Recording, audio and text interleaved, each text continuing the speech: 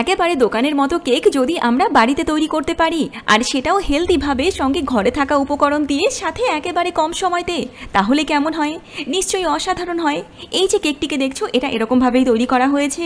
এজন্য আমাদের কি করতে হবে, 1 বাটি সুজির আমাদের পাউডার তৈরি করে নিতে হবে। এবার মাঝারি সাইজের একটি আম থেকে আমাদের পাল্প বের করে নিতে হবে। তারপর এই আমের পাল্পটি সুজির সঙ্গে মিশিয়ে দিতে হবে।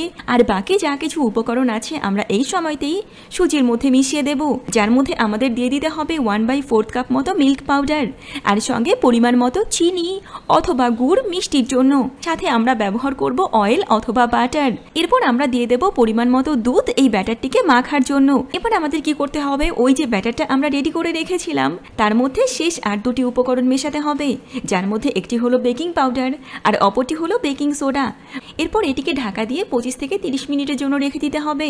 আর তারপর তোমার সামনে আসবে এরকম একটি কেক।